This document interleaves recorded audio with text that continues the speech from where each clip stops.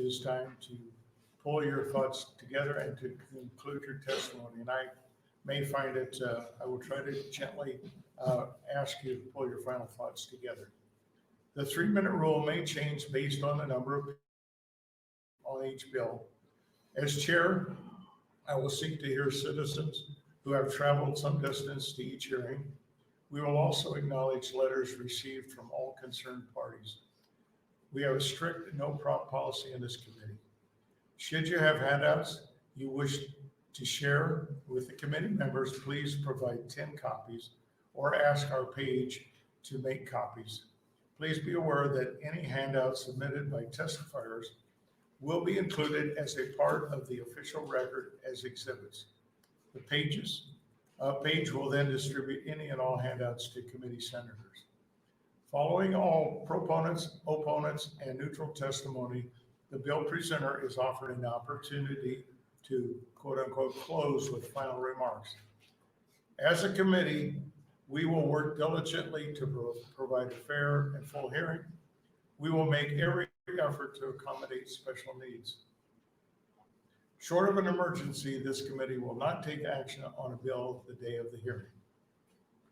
At this hearing, we will ask you to be respectful of the process and to one another. With that, I will ask Senator Hansen to share with us his district or whatever you'd like to say. Whatever I'd like to say. Well, within 3 minutes, turn on the light. Okay, Senator Ben Hansen, District 16, which is Washington, Burke, Cumming, and parts of Stanton County. Very good. With that, we will begin today's hearing with LB 961, and we welcome Senator Dungan. And if you would, kind sir, you've been to enough of these, you know, your name, spell it, and then the show is yours. Thank you, sir. I appreciate the reminder. I'm still new enough. I forget sometimes. Good afternoon, Chair Riepe and members of the Business and Labor Committee. I am Senator George Dungan, Georgedungan. I represent District 26 in Northeast Lincoln, and today I'm here to introduce LB 961. The purpose of LB 961 is to prohibit non-compete agreements for employees making less than $100,000 annually.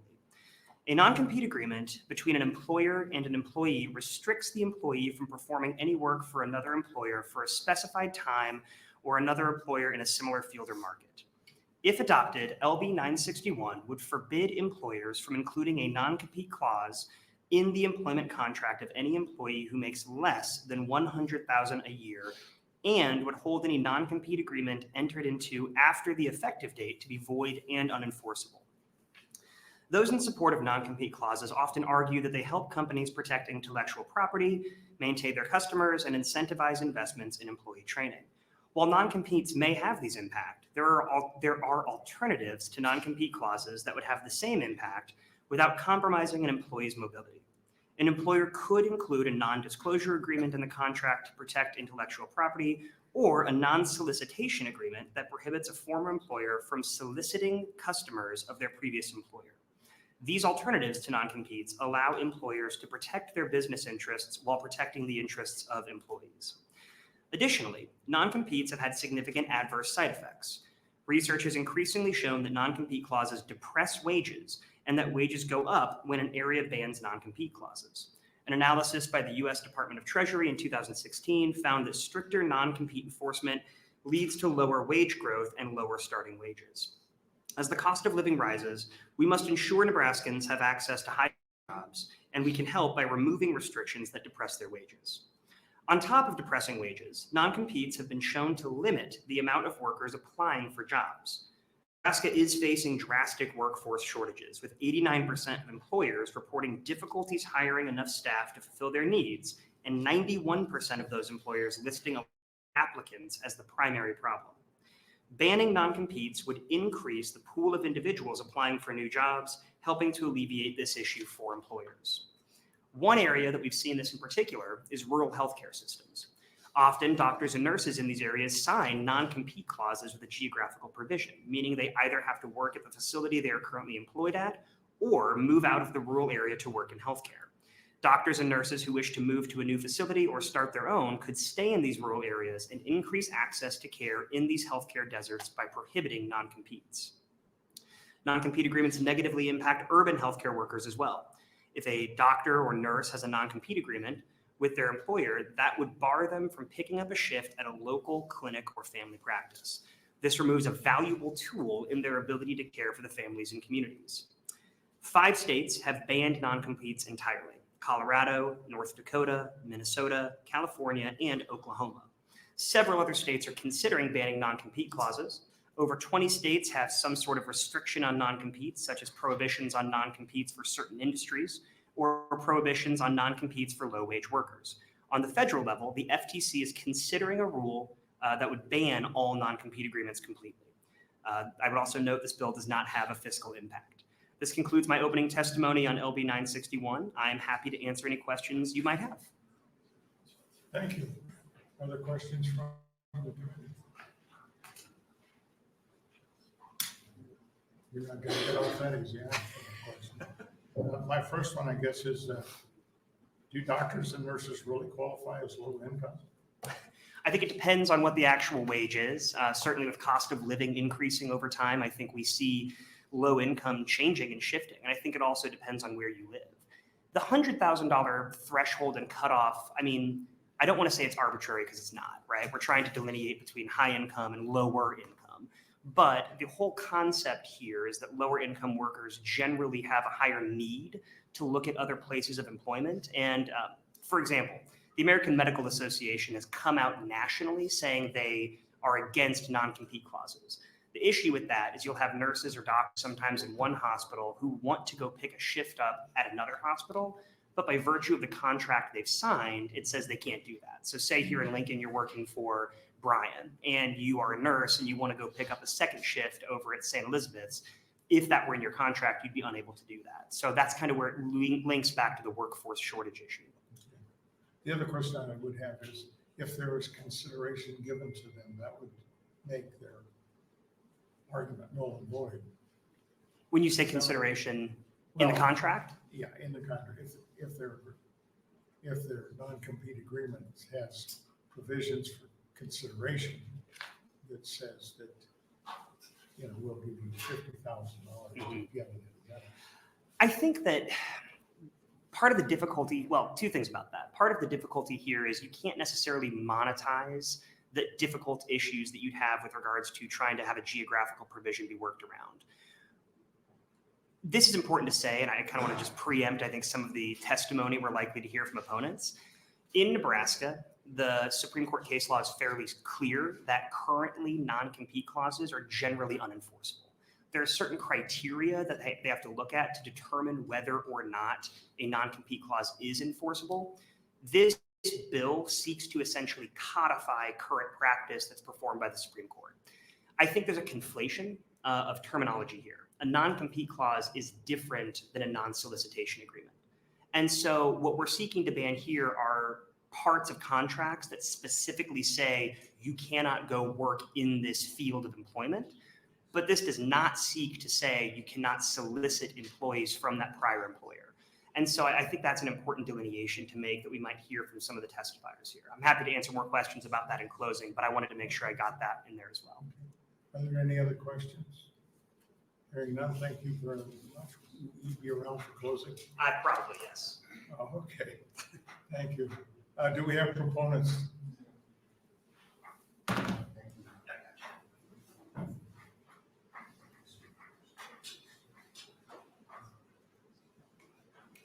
Thank you for being here. If you'd be kind enough, are you able to state your name and spell it? And then, All right, Senator, Chairman, Riepe, and members of the committee.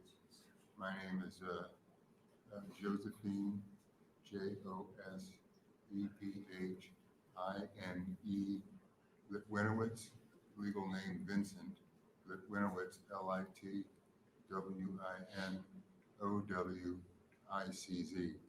And I represent the Higher Power Church. I put it on the sheet every single time, but I never mention it. Anyway, I think this bill, I think non-compete agreements are mean. I think they're not productive as far as the overall capacity and production of the workforce. And in my particular, in the low wage workers that do my health cares. And we just, in the past, we just blow it off. You don't tell them, because otherwise it's so problematic for some to make enough money. I mean, I can tell you about my own personal situations in recent history, but I'm obviously not going to go into that. If you want to ask, you can. But it is, it's nasty. It's actually mean. You don't see CEOs signing non-compete agreements, or a lot of upper echelons. I mean, in the middle, you actually have non-compete agreements very high up the food chain, high enough. But I mean, and that's bad too. I think that there should be I don't care what the, I mean, to tell some, to monopolize, you're basically got a slave. I mean, de facto, because while not, committed to, busting rocks, you're tethered. I mean, you can't, it's like freedom. And it's just, why not, like in the healthcare, health aides, why not let them do it for actually, reasons of time, or certain times they can work, or whatever. It's an issue. And so it actually affects people. And I see it. And so, they annoy me. I never had to sign one years ago, as an engineer. But if I would have been told to, I would have told them, shit on it. I mean, and so thank you. Okay, That's it. thank you. Let's see if we have some questions from the committee. No, we're not. Have a good day. I say thank you very much. Thank you for being here. Additional proponents?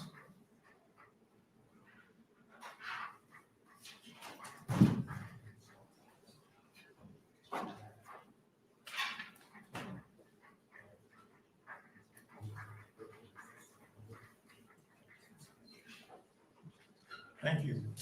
You'd be kind enough to state your name, spell it, and then who you represent, Absolutely. please. Good afternoon, Chairman Riepe and the Business and Labor Committee members. My name is Kirsten Reed. That's spelled Kierstinreed. I serve as the president and CEO for Leading Age Nebraska, a nonprofit association supporting long-term care providers. The proposed legislation will go a long way in addressing a problem that long-term care has been having for several years. I'm here to testify today in support of LB 961. As we all know, we have a healthcare worker shortage in Nebraska. In an effort to address this need for workers, providers are often relying on temporary staffing agencies.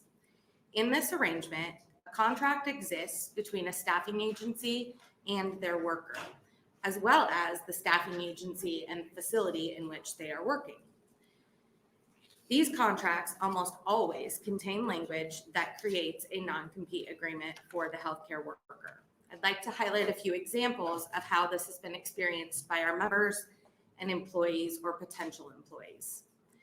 In regard to restriction A, listed in the bill as any work for another employer during a specified period of time, contracts may prohibit an employee from working at any facility that they've been placed at on a temporary work order for a specific period of time, typically 1 year. This prohibits the facility from being able to hire that worker outright that willingly wants to come work for them directly. In regards to restriction B, listed in the bill as any work for other employers with a specified geographical area, employees may be restricted from working at a long-term care facility that is in a geographical region. This not only prohibits the facility from being able to hire that employee, but also if someone wants to work for them, it also restricts the employee from being able to secure employment outside of their contract in their local area. In regards to restriction C, listed as any work for another employer that is similar to such employees' work for that employer included as a party to the agreement, Employees may be restricted from going to work for another employer that completes similar work. So this could include another, but it also could include another healthcare provider. This prohibits the worker from having the right to choose where they want to work. All workers should have a right to choose where they want to work and who they want to work for. This also puts protections in place that have prevented long-term care facilities from being able to hire a staff person that otherwise would be willing to come work for them directly. We appreciate this important legislation and thank Senator Dungan for bringing this forward, and I'd be happy to answer any questions. Okay, thank you. Are there questions from the committee? My question would be this, is do you in the nursing homes actually issue non-compete clauses? We do not, but the problem that we have is that many workers are under a non-compete because they're working for a staffing agency. Okay. So if that person comes to work at that long-term care facility, skilled nursing home, whatever it is, and they say, boy, I really like it here. I'd like to stay here. But unfortunately, they can't because they've worked in that facility. They may be barred from taking a job there for the next year. Would you have the opportunity to buy out their restriction? You can for about 25% of their annual yearly salary. Okay. Okay. Are there any other questions? Hearing none, thank you for being here. Yeah, thank you. More proponents? Any more proponents? Any opponents? Those in opposition?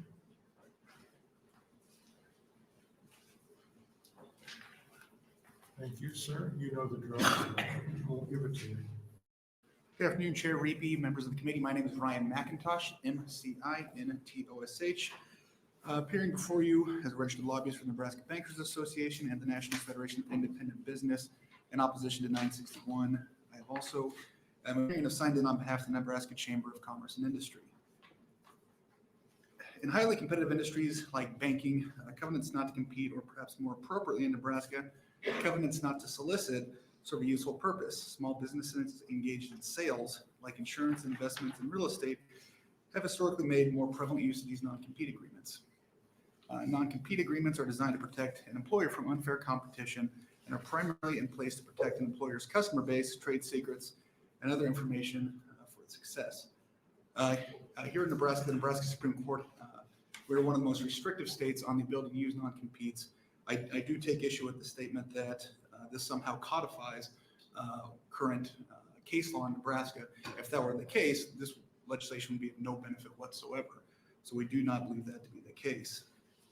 Traditionally in Nebraska, we've used no longer than 1 year would be unreasonable. Anything longer than a year would be unreasonable. Traditionally limited to customers that employee actually had contact with, and also protections of trade secrets. So additional protection in the Nebraska law is that an unreasonable non-compete agreement is the fact that the Nebraska Supreme Court has consistently held that a court will not be allowed to make any modifications or blue pencil the agreement after it's been executed. As a result, any covenant not to compete will not be modified by a court. Instead, it'll be thrown out in its entirety. So this means that a court cannot amend a non-compete agreement if any single provision is not consistent with Nebraska law. The main reason the non-compete agreement should not be prohibited for certain employees is that such agreements are necessary to protect the employer from unfair competition. Employers have a legitimate business reason for protecting themselves against unauthorized use of customer relationships by a departing employee through the solicitation of clients with whom the employee had personal contacts and actually did business. The well-accepted, much litigated position of Nebraska courts is that non-compete agreements or customer non-solicitation provisions must be very limited. I would be happy to continue to work with Senator Dungan to find common ground on this, particularly with regard to preservation of non-solicitation provisions. I know he stated in his opening that this would not apply to non-solicitation. However, I do not believe that that is clear in the bill itself. And so that would go a long ways to improving this legislation.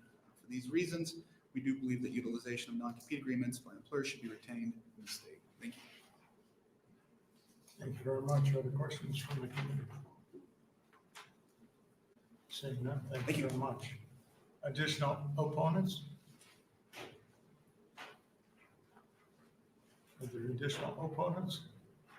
Anyone testifying in the neutral? Seeing none. With that, I'd like to read into the record that there were, for 961, there were 11 proponents. There were, and this is in written letters or electronic transmissions, and 3 opponents. There were 0 in a neutral capacity, and there was 1 with an ADA testimony for LB 961. With that, I would like to invite, and is that a wave? Okay, well, this is going pretty quickly. Thank you very much. So with that, that concludes the hearing on LB 961. We will now move to Senator Walz on LB 1139. There's 1112. 1213. Okay.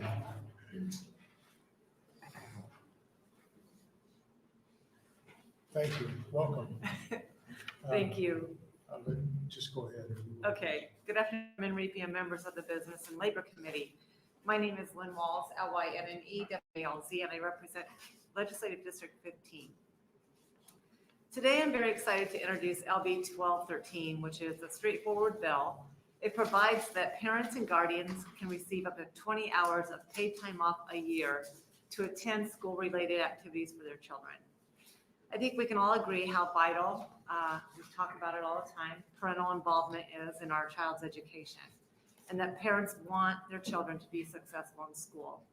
Research shows that parental involvement leads to reduced absenteeism, promotes better behavior, and increased student achievement. However, the reality for a lot of parents right now is that they are overwhelmed with work, paying rent or mortgages, putting food on the table, affording medical bills, and other multiple factors that affect everyday life. Even the most dedicated parents are experiencing these barriers while trying their hardest to support their children in their education. I introduced this bill because I think that we should consider a new approach to supporting our parents and children in the state, especially when it comes to their educational needs. We should make sure that parents are afforded the time to get in a classroom, to volunteer, get off an hour early to attend a school project or presentation, or to attend parent-teacher conferences. I want to briefly go over LB 1213. It's a one-page bill because I wanted there to be enough room for any adjustments that this committee and or the business community would like to suggest. I know that there's such a vast array of work situations, and in particular, how this would affect manufacturing plants. And I have several manufacturing plants in my district, so I know that this was a concern of mine as well. One suggestion I have heard is for parents to submit a time off request ahead of time, and if it's not accepted, to allow that time to flex them throughout the year. I want to be clear, I'm not trying to make things more difficult for businesses. I see this bill as a piece of our state's workforce development. By supporting our students today, we are supporting our workforce of tomorrow. This is an investment in our state's economy and forward thinking to the challenges we will be facing today, 10 and 20 years down the road. And with that, I'd be happy to answer any questions.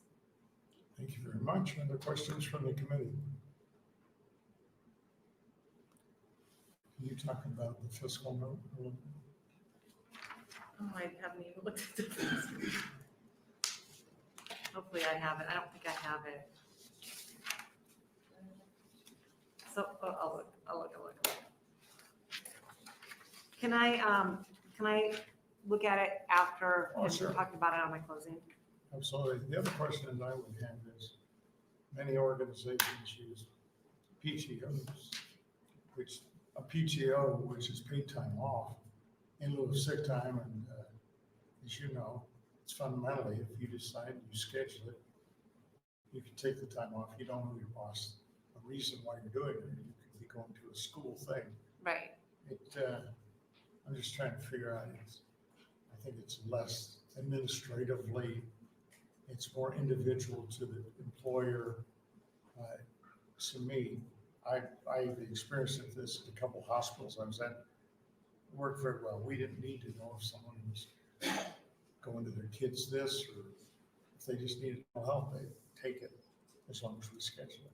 Right. Yeah, no, I would think that this would apply for those organizations or businesses that already offer PTO. This would be something that they could use it for. We just want to make sure that we're having a conversation about how important it is that parents are allowed and have time to be involved in their child's education. So I brought this bill just to start a conversation on, how can we get parents into the school supporting their kids? That's a big question. Yes. Are there other questions from the committee? Seeing none, we'll go to proponents. Thank you.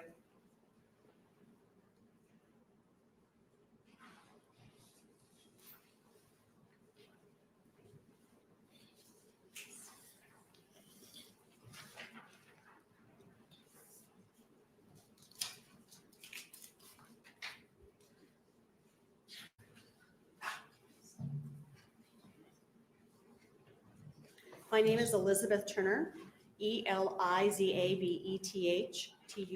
Turner. Go back, Becky. And I'm speaking as a private citizen.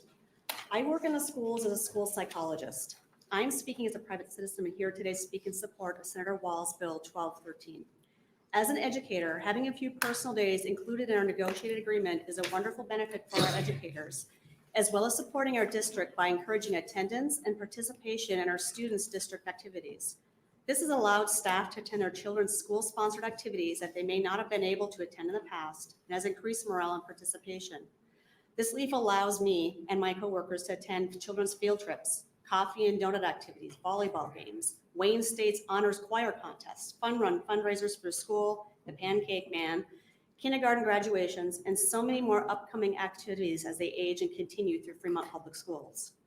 LB 1213 is an amazing way to help families support their children and their schools, to be present and build that strong school community bond, which in turn helps with the mental health and achievement of our students. While I attend my children's activities as a parent or as a professional, I'm acutely aware of the students who have no parent or no other adult outside the school that can be present and support them.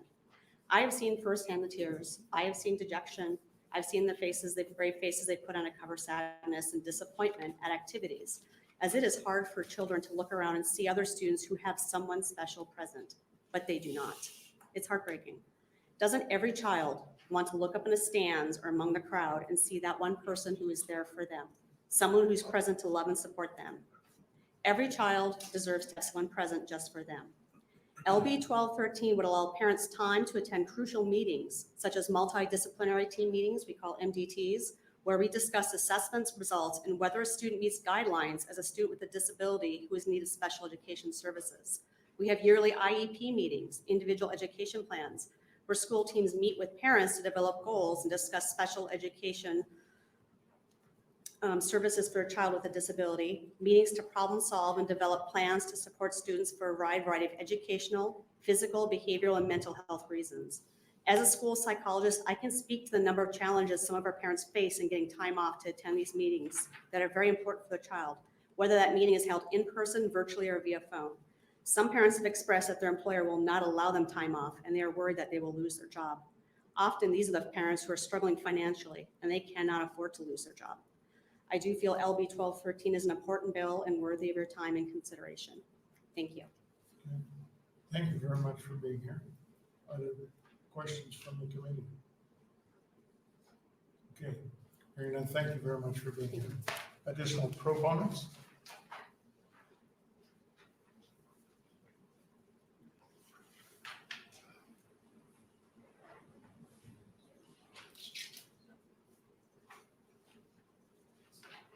I'm sorry. If you would, kind sir, state your name, spell it please, then who you represent. Sure. Good afternoon, Senator Riepe, members of the committee. My name is Justin Hubley, Justin Hubly. I'm the Executive Director of the Nebraska Association of Public Employees, AFSCME Local 61. Our union represents over 8,000 state employees who work for 43 different code and non-code agencies. They perform over 350 jobs on the front line in all 93 of Nebraska's counties. We'd like to add our support to this bill today for the reasons that the previous speaker said, and I won't belabor all of those points, but to share a couple of other items. To Senator Riepe's point, is a good question about PTO or vacation time. Some of our new employees, if they're brand new or even within their first year of service, they haven't had time to earn any PTO or vacation time yet. So those folks sometimes don't have the accrued leave to attend their child's functions, and we want to make sure that they have that ability to do so. The second item that I would just share for the committee, we partnered with the governor's office earlier this year to change our contract to add 52 hours a year of leave for mentoring programs. And we've seen a number of our employees access that small amount of leave in order to help mentor students and schools in all of Nebraska's counties. And so that trivial amount of 52 hours of leave, and in this case, it's under Walz bill 20 hours, it may be a trivial amount to the employer, but it's really valuable time for our kids. And so for those reasons, we support this bill, and I'd be happy to answer any questions you might have. Okay, other questions from the committee? Would the 52 weeks that you did negotiate, would the 20 weeks conceivably fit in there, that they could use 20 weeks? 20 hours. 20 hours of those 52? It'd be additional because the 52 is very specifically limited to mentoring programs. They have to be certified mentoring programs, whereas this would allow other types of leave for school activities. Okay, so it's a separate category. Correct. Okay. Any additional questions? Seeing none, thank you very much. Different additional proponents, please. Are there any more supporters, proponents? If not, any in opposition, opponents?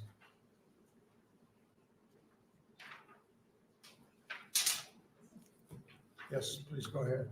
Good afternoon, Chair Riepe, members of the committee. Once again, my name is Ryan McIntosh, MCINTOSH. I'm appearing before you today as a registered lobbyist for the National Federation of Independent Business and the Nebraska Bankers Association. I'm also appearing on behalf of the Nebraska Chamber of Commerce and Industry, Nebraska Grocery Industry Association, the Nebraska Petroleum Marketers and Convenience Store Association, and the Nebraska Retail Federation, and last, the Nebraska Hospitality Association in opposition to the bill. While we are very mindful of the positive impact that involvement of parents can have on their children, we do not believe a one-size-fits-all approach to paid leave is the right answer. This would be requirement would be burdensome, particularly for smaller employers.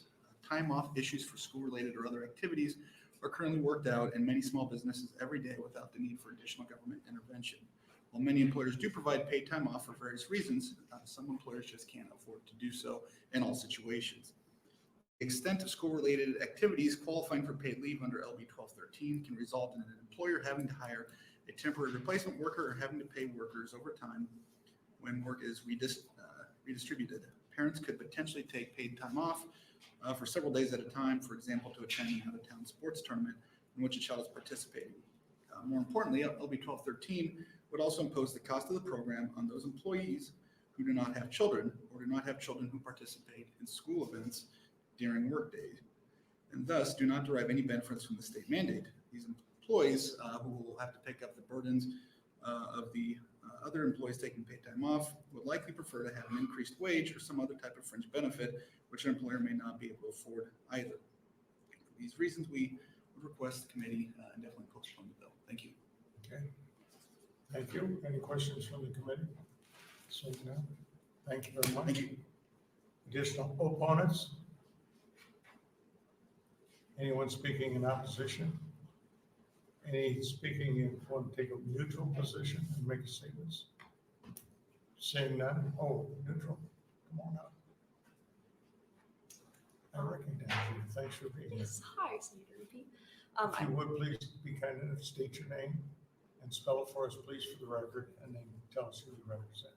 I'm Isabella Manhart, ISA-BELLA. I live in District 5, and I'm here representing myself. I'm late. I would love to be a proponent, but I'm late because I was at school. But as a young person in Nebraska, I wanted to be here because I'm studying to be a teacher, and I think that this bill is so important. I know that teachers really struggle to build relationships with students, and what I'm learning now in my Nebraska State Teacher Preparation Program is that those relationships are so important to student success, to their well-being in school, that we can connect with parents and have meaningful relationships that can help them to learn at home as well as at school. And because families are often not able to attend parent-teacher conferences or come to school for curriculum nights, our most vulnerable families are not able to build those connections and build those relationships to help their students succeed. So I would love to see this bill pass as a future teacher in Nebraska so that I can really do my job successfully and support my students as best I can. I sense you're going to be a very good teacher. Other questions from the committee? Seeing none, thank you again. Thanks for testifying. You did a nice job. Thank you. Is there anyone else that wants to testify in a neutral capacity? Seeing none, that will complete our hearing on LB.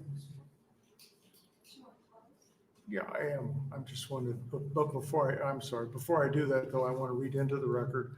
We have 20 proponents that electronic or written correspondence. We had 13 opponents and we had none on the neutral capacity. And with that, Senator Walz, would you like to close, please?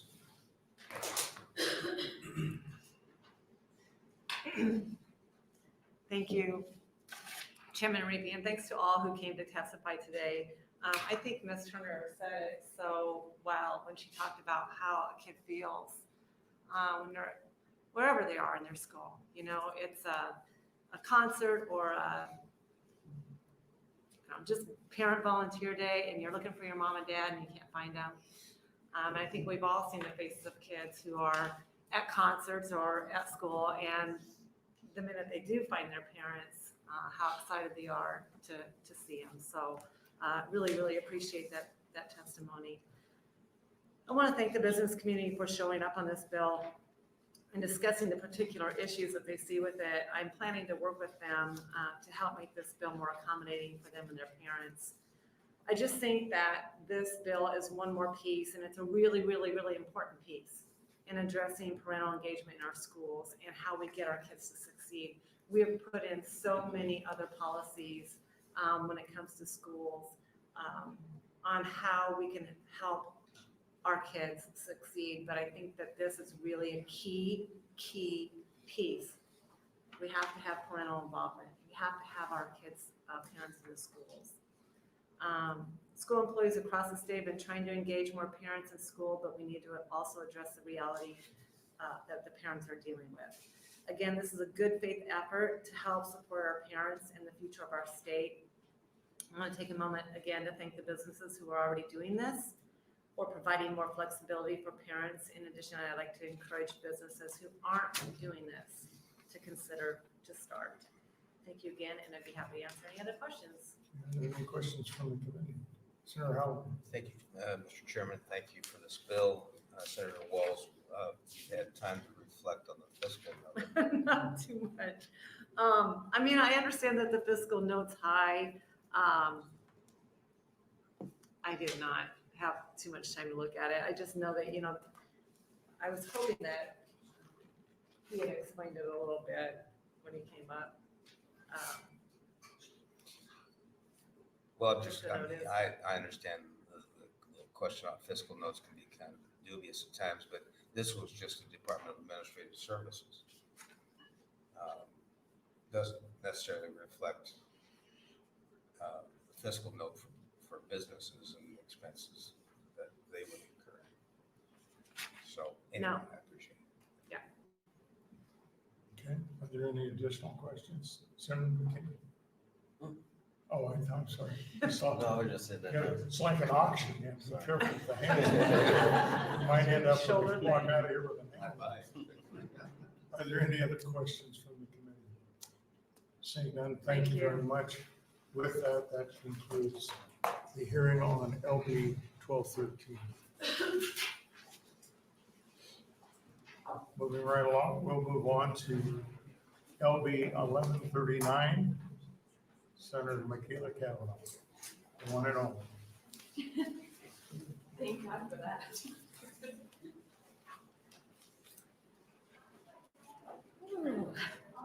Hello. I think you know the rules of starting, and so I will let you go. You want me to start? Yes. Good afternoon, Chairman Riepe and members of the Business and Labor Committee. My name is Michaela Cavanaugh, M-A-C-H-A-E-L-A, C-A-V-A-N-A-U-G-H, and I represent Legislative District 6 in West Central Omaha, Douglas County. I am pleased to be here with all of you today to introduce LB 1139, which adopts the Paid Family and Medical Leave Act. To those of you who have served on this committee for several legislative bienniums, this legislation may feel like a rerun, but it is my hope that today's iteration will bring together a new opportunity for Nebraska to be a leader in workforce development and investment. The act will create a paid family medical leave program through the Department of Labor to provide partial wage replacement for participating workers to care for themselves or a family member experiencing a serious illness, or to care for a new child through birth, foster care, or adoption. Leave can also be taken for military, I can never say this word, exigency, you know what I mean, purposes. The biggest change in LB 1139 as compared to previous versions introduced is that the program would be 100% voluntary participation for the employer and the employee. The program is financed through employee contributions to the program. Employers can also choose to contribute to the program. The federal family and medical leave is taken concurrently with any state benefits. The employee would have the federal job protection along with the state job protection, plus the state partial wage replacement program. I went through the online comments there to look through what some of the concerns were, so I'm going to try and address those now. On page 4, line 8 of the bill, it talks about what a qualifying event is. There was some concern that what is a qualifying event is actually statute of the Federal Family Medical Leave Act. So it is already defined, and any company that currently has to abide by FMLA is already abiding by a qualifying event. So if you are a company over a certain size, I believe it's 50 employees, this already applies to you. This is just an opportunity for you as an employer or for your employees to pay into a program so when they have that qualifying event, they can get a partial reimbursement for lost wages. By making the program optional is essentially a pilot project. It is my hope that by creating a path for employees to voluntarily participate in a paid program, they will come to see the value and benefit of a paid leave program. Additional concerns was for small businesses. Since this is completely voluntary, if a small business doesn't feel like this program works well for them and their business model, they don't have to participate. They can participate, and they would have to participate with a 3-month termination notice, but they can begin the process, and if they decide that it isn't working for them as a business model, then they can terminate, but they do have to give 3 months notice. That's sort of a safety for their employees, that they can't just all of a sudden think that they have this benefit and then it's immediately taken away. Intermittent leave concerns. That was one that I heard a lot of.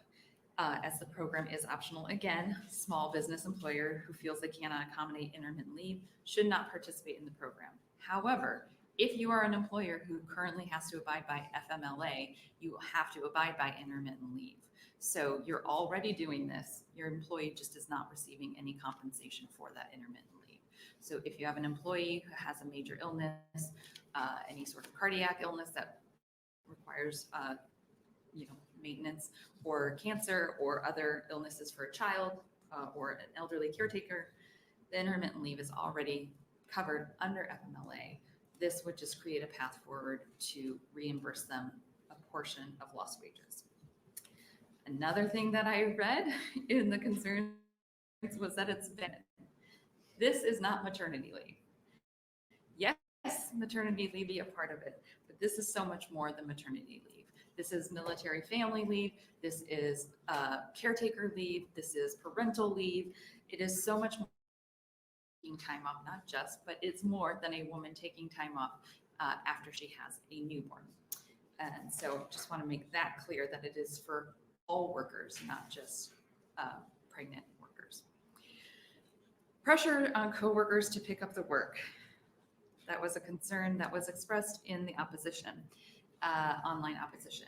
So again, if you are an employer who has to abide by FMLA and you choose not to replace an employee who you're holding a job for and you put that workload onto their colleagues, this does not change that in any way, shape, or form. This only means that you have made an agreement with your business, with your employees, that you think that they should receive some sort of compensation when they have to take that time off. They're taking the time off regardless. This is about giving them the means to do it without risking financial security. Federal family medical leave is a placeholder to keep a job and benefits, but does not have a reimbursement mechanism. It helps save the job you want to return to or an equivalent job, but does not help with the partial replacement wage. LB 1139 proposes a statewide plan that would have many of the same definitions and protections as the federal law, but it includes a partial wage reimbursement.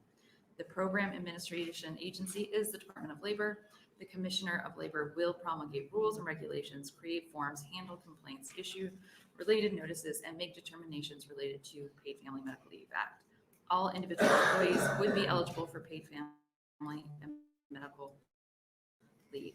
And you will see that the department did send in a letter of neutral, which is like a Christmas present to me, because normally they have in the past had very strong opposition. So very excited about that.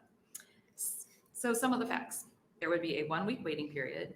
The leave could be granted up to 12 weeks full-time or intermittent for serious health conditions of family members, military exigency leave, or when new family members arrive.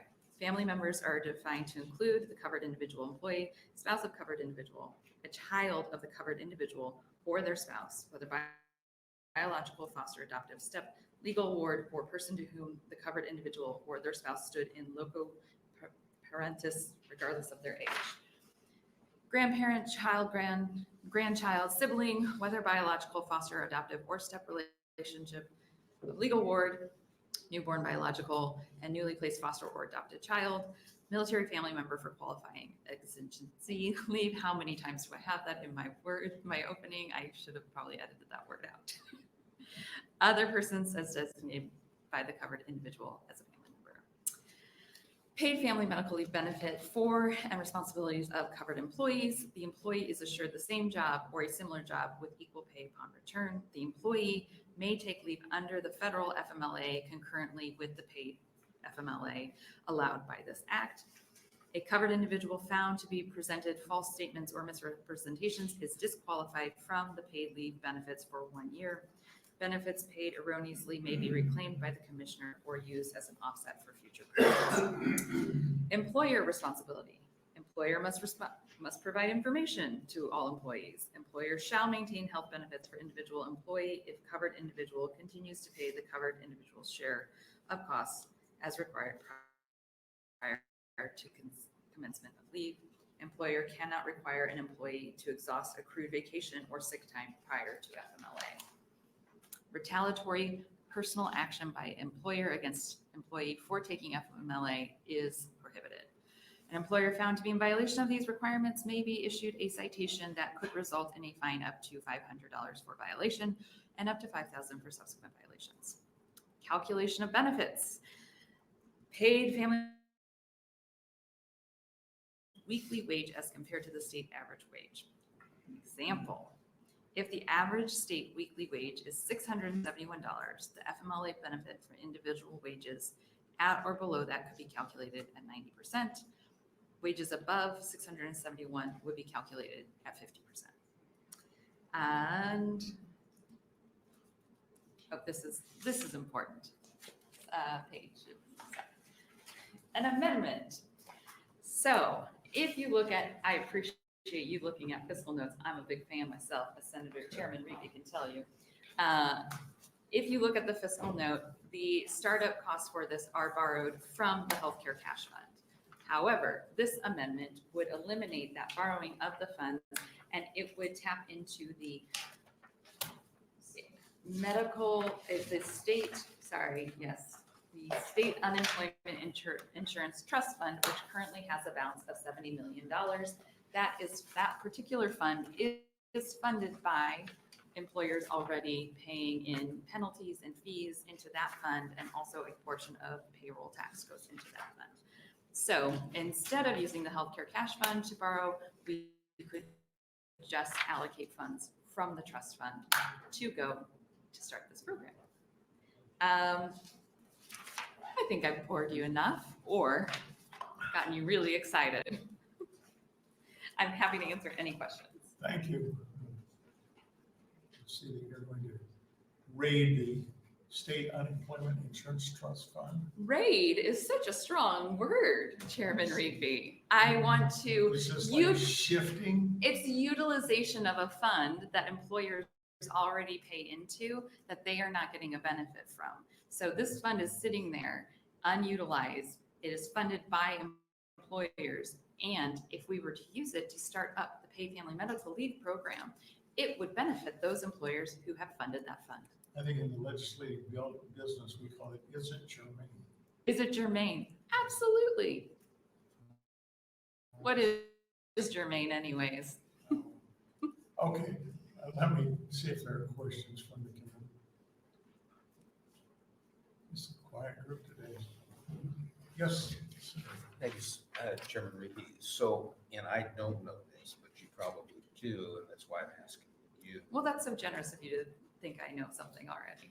Well, no, I actually got much confidence in you, Senator. So the State Unemployment Insurance Trust, you know what the stated intent was? So it is utilized for some programming, and I have, my brain is a little bit mush because I've been reading all of this over the weekend, but there's a labor training program, I think that it funds, and there are some other things, but it accrues so much money that it is now at over $70 million.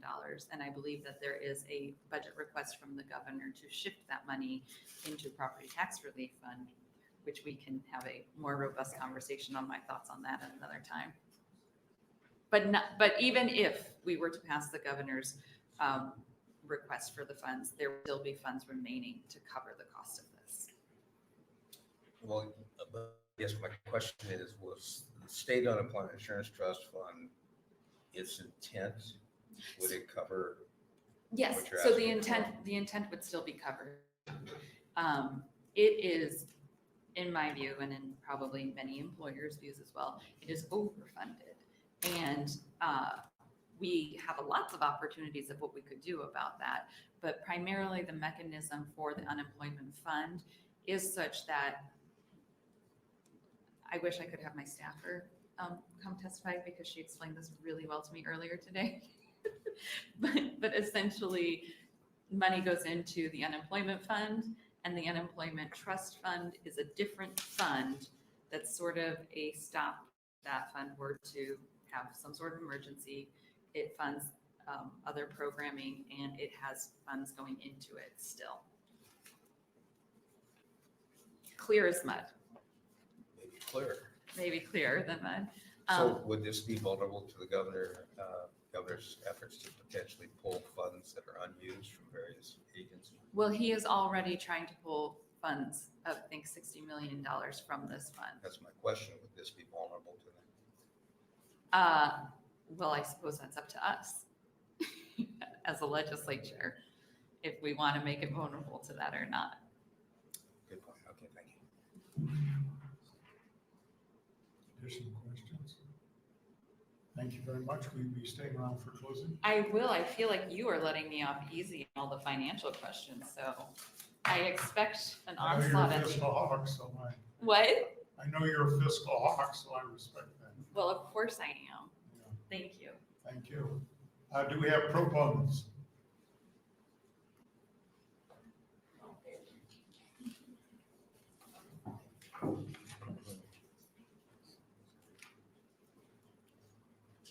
Welcome. It's my first time in this room, ever.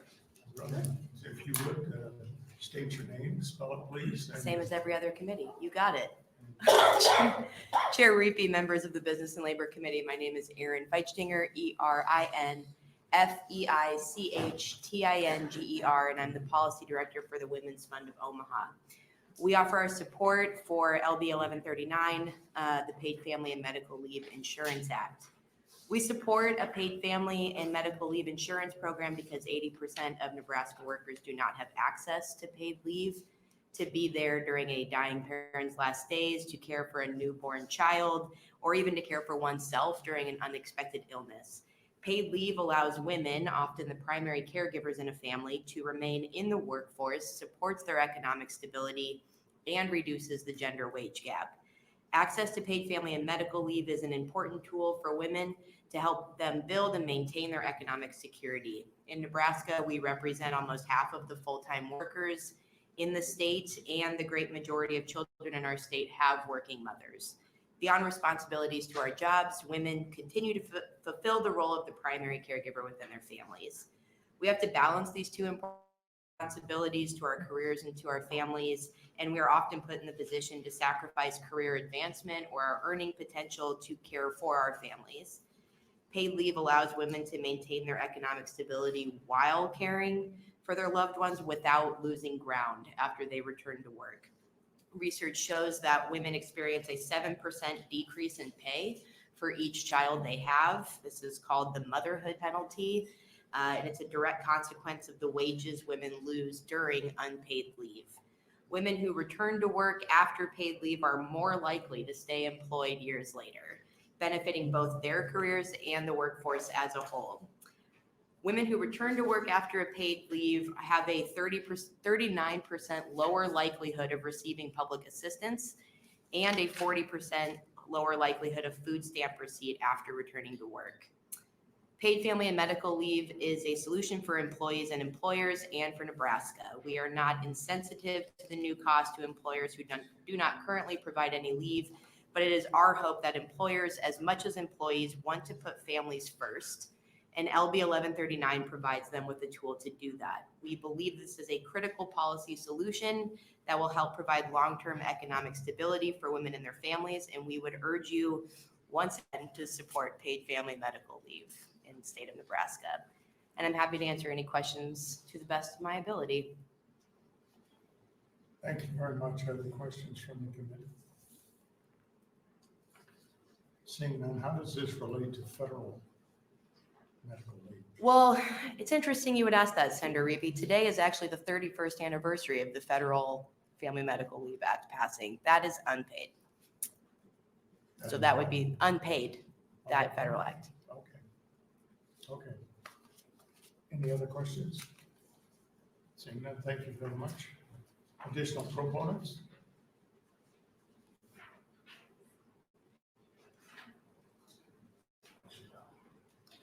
If you would, kind of, sir. Thank you, Senator Riepe. Nice to see you again. Members of the committee, my name is Justin Hubly, Justin-Hubly. I'm the Executive Director of the Nebraska Association of Public Employees. Our union represents over 8,000 state employees who work for 43 different code and non-code agencies. They perform over 350 frontline jobs in all 93 of Nebraska's counties. And we are in support of this bill today. As the previous testifiers and Senator Cavanaugh said, the Family Medical Leave Act, the federal law, is unpaid leave if you qualify for it under the 6 conditions for your employer for a year and 1,250 hours in that past year. You qualify for the leave. This bill doesn't do anything with that. What this bill fixes the biggest problem with the federal law, which is the leave by definition is unpaid. And that's a rude awakening to employees when they come up with a serious medical condition that requires leave from work. Not a day goes by in our office that the phone does not ring with a state employee who's trying to navigate utilizing FMLA leave. And for many of them, it's a surprise when they learn it's unpaid. While you can supplement that leave with sick leave or vacation time, if you have an illness or a family member with an illness that's going to take you out for 4 or 8 weeks, the FMLA protects your job. It doesn't pay you any cash, and you can quickly deplete all of your sick leave and all of your vacation leave. And so this is actually a giving paid family medical leave. It gives, it's an insurance deduction, you contribute to it. So for those of you that are interested, the state of Connecticut adopted a very similar law to this about 4 years ago, and I talked to my colleague in Connecticut this morning. While state employees don't qualify in Connecticut, municipal and county employees do, and she was able to talk me through a little bit about their law. And the Connecticut Department of Labor's website is a great resource to learn a little bit more about this.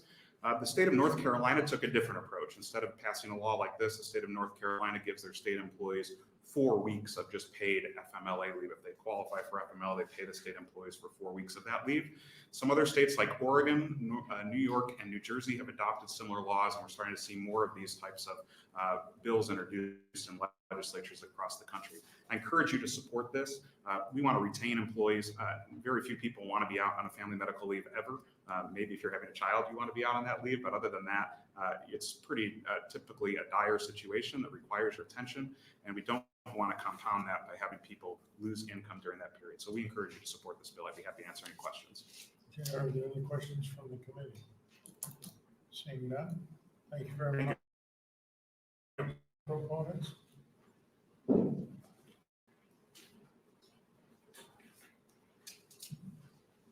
Good afternoon, Chair Riepe and members of the Business and Labor Committee. My name is Gina Ragland, Jinaragland, testifying today on behalf of ARP Nebraska in support of LB 1139.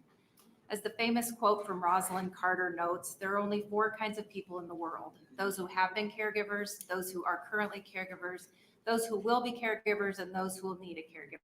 Family caregivers are the backbone of Nebraska's long-term supports and services system. Over 179,000 Nebraskans provide 168 million hours of unpaid care, valued at $2.8 billion annually and growing. Family caregivers are the first line of assistance for most people, helping to make it possible for older adults and people with disabilities to remain at home and out of higher levels of care settings. Caregivers allow the loved ones to age in place. These caregivers are the most important source of emotional and practical support for older persons or adults with a serious illness or disability.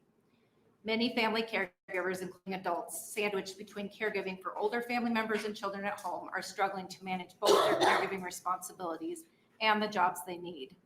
More than 1 in 5 workers aged 45 to 64 reports being a caregiver to a parent, and more than half of these workers report that caregiving negatively affects their work. Paid leave would provide a critical lifeline to family caregivers, yet just 21% of workers have paid leave through their jobs. Unlike previous generations, many families today do not have a non-working family member to provide daily care to an older relative with self-care needs, in large part because of the increase in the labor participation rate of women, especially older women. 73% of millennial family caregivers are employed while also providing care for an adult with a disability or an older adult with chronic care needs. Family caregiving responsibilities impact people across their working lives, often creating a stressful juggling act between work, their caregiving role, and other family responsibilities. When work requirements conflict with family obligations, some employed family caregivers must make difficult decisions that can lead to lost wages and missed career opportunities. Many workers simply cannot afford to just take unpaid leave. We're facing a caregiving and workforce crisis in the United States, and specifically in Nebraska. As both the workforce and the Nebraska population age, the workplace will include more employees who need to combine elder care responsibilities with their jobs upon which their economic futures depend. Research that family caregivers who disrupt their careers or leave the workforce entirely to meet full-time caregiving demands can face substantial economic risks and short-term and long-term financial consequences. More than 4 in 10 employed caregivers have experienced at least one financial setback. Almost 28% of those used up their personal short-term savings, while 25% took on more debt.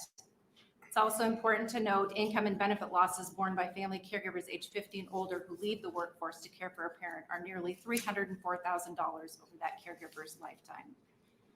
Paid leave increases employee loyalty and retention, which often saves an employer money by avoiding separation costs as well as the cost of recruiting, hiring, and training new workers. Without paid leave and flexible workplace policies to support caregivers, vulnerable seniors could be forced to move to higher levels of care with increased costs not only to themselves and their families, but the state in providing them that care. I will stop. Okay, thank you very much. Other questions from the committee members? Seeing none. Thank you. Thank you for being here. Additional proponents?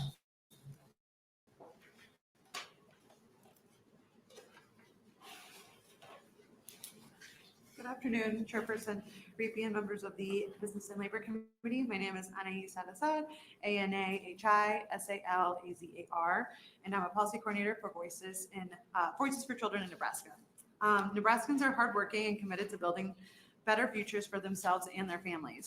We also have a strong value of caregiving, taking care of our children and taking care of our loved ones as they age. It is important to consider the relationship between caregiving and workforce participation in order to ensure that grown-ups can be there for their children during life's most treasured, stressful, or critical moments. Voices for Children supports 1139 because paid family and medical leave means Nebraskans don't have to choose between family and secure employment. Paid leave helps families build secure relationships with their babies that are so important to children's long-term learning and success. Since the enactment of paid leave policies in other states, there is ample evidence that paid family leave can lower rates of infant mortality and decreases post-neonatal mortality. Paid leave allows parents to stay home and care for their child, which is imperative for both the baby and the birthing person's health and well-being. And the benefits also accrue for children who join families through foster care or adoption. Paid leave ensures families have time to care for new children and seamlessly integrate them into family without sacrificing long-term economic security. Children and families who most need paid leave are currently unable to access it. Currently, families across Nebraska have difficult decisions to make. Do they take care of their newborns, new children, sick children, ill family members, even themselves? Or do they go back to work because they need the money for their basic or medical needs? Only about 40% of families in Nebraska can afford to take unpaid leave under the Federal Family and Medical Leave Act. Access to leave is highly determined by income, and those in the lowest wage jobs do not have the financial capacity to take the needed time from work. Investing in families is an investment in Nebraska's workforce. Employee turnover, the loss of institutional knowledge, absenteeism and presenteeism, and temporary hiring are all already affecting businesses' bottom line. A recent survey found that 1 in 3 workers have left at least one job due to caregiving responsibilities, and the most experienced and highest paid workers were most likely to be affected. Family values are at the heart of Nebraska values. LB 1139 would ensure that all Nebraskans can be there for the most important moments in our families' lives, and the children will have the best start to life. Thank you, Senator Cavanaugh, for your leadership in this important issue, and thank you, committee, for your time and attention.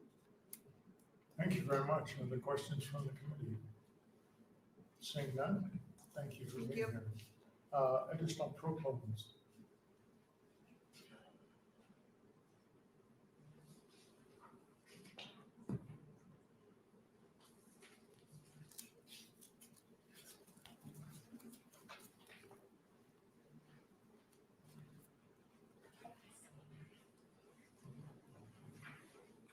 If you would be so kind to state your name, spell it please, and then who you represent. Thanks. Good afternoon, Chairperson Riepe, members of the Business and Labor Committee. My name is Diane Amdor, D-I-A-N-E-A-M-D-O-R, and I'm a senior staff attorney for the Economic Justice Program at Nebraska Appleseed. Nebraska Appleseed supports LB 1139 because Nebraska needs a state-level paid family and medical leave program. We would like to thank Senator Cavanaugh for her ongoing leadership on this issue. As others have stated, on the federal level, the Family Medical Leave Act provides a minimal level of the social infrastructure that we need to prevent millions of people from being fired for taking care of their families or themselves. In the absence of a federal paid leave option, LB 1139 would fill in what the FMLA leaves out and would create a statewide insurance program to support workers and help businesses in the long run. 13 states and the District of Columbia have passed comprehensive paid family and medical leave laws. This bill, LB 1139, would include most of the key elements of a strong paid family and medical leave law, as evidenced by those existing programs elsewhere. I'm not going to read this to you verbatim. You can read the details for yourself. There's a really helpful chart that I've provided a link to that gives an overview of how this works in other states. There are a lot of ways to do this. This is a great one. We would just like to see this happen in some way in Nebraska. This is social infrastructure that is needed here and now. A few highlights of that: a strong paid family medical leave law would cover all workers, while LB 1139 wouldn't cover all workers because it is voluntary. It is a very important step in that direction. A paid family medical leave law should cover, at the very least, workers' own serious health needs, bonding with a child, caring for a seriously ill loved one, and addressing the impact of military deployment. This bill checks all those boxes. It should have a definition of a family that is as inclusive as possible, which this bill would provide. Should provide wage replacement rates that are high enough to ensure that workers can actually afford to take the leave that they need. Should include at least 12 weeks of leave for all covered purposes, and would set accessible eligibility standards and employment protections. We appreciate your attention to this issue and would encourage this committee to advance LB 1139.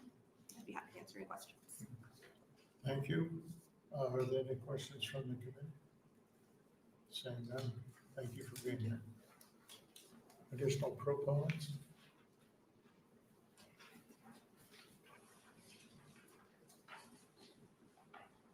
Welcome back. Thank you. I'm Isabella Manhart, ISA BELLA MANHART, and I am speaking on behalf of myself as a proponent of this bill. I've lived in Nebraska all my life. I was born here and I've grown up here. And I watched my parents care for my grandparents and my siblings as they're growing up, and that has often required time off work. A lot of you have, most of you, I assume, have run on and spoken on the issue of brain drain in Nebraska, which we all know is a big problem. Young professionals like me are getting our degrees here and leaving, or leaving to get our degrees because we're not sure that this state is the place that we want to, work and raise our families and live in the future.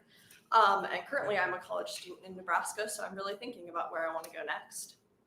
I think that this bill is a great way to prevent brain drain and keep people like me here, because I want to know that when I have, situations come up with my family, when it come up with my health, that I will be able to take time off without it being an economic detriment to me. That's a really important thing as I'm thinking about raising a family, as I'm thinking about where I want to work and live in the future. I also want to note that this state is passing bills that are making it harder for families like mine to get health care.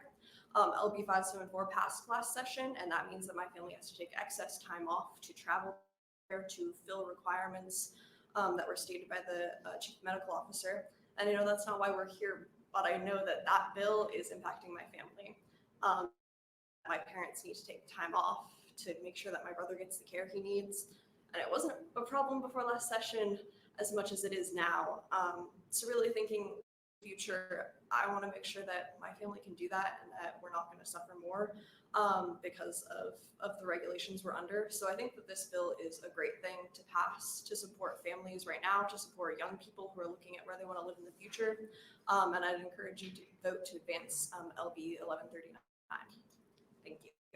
Thank you, very good. Let's see if we have any questions from the committee. Saying none, good job. Thank you very much for being here. Additional proponents?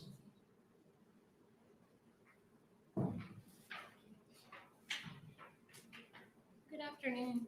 If you'd be kind enough to state your name, spell Of it for us course. for the record, please, and then who you represent. Yes, my name is Scout Richters, SCOUT-RICHTERS, here on behalf of the ACLU of Nebraska in support of LB 1139. As you've heard, many Nebraskans lack paid family leave. This means that when health issues inevitably arise, it can force people to make an impossible choice between caring for themselves and their family or keeping their jobs. This choice disproportionately affects low-wage workers who most often lack paid leave. These low-wage jobs are disproportionately held by women and people of color. Compounding this fact is that caregiving work, although essential to society, tends to be undervalued and is often unpaid or underpaid. Therefore, increasing the availability of paid leave for workers via this voluntary program expands equal opportunities for workers. I think this was also already mentioned, but I think it's worth reiterating that establishing a paid leave program is particularly important in Nebraska, as Nebraska consistently has extremely high rates of women's workforce participation, consistently ranking in the top 10 of all states. In short, we know that many Nebraskans both work and care for their family. We know that the population in Nebraska is aging, which obviously increases the need for care, and we know that choices between jobs and family hurt the economy by forcing people, more often women, out of the labor market. Paid leave means a stronger economy and fairness for all workers. And for those reasons, we urge the committee to advance this legislation. Thank you very much. Other questions from the committee? Seeing none, thank you very much. Additional proponents?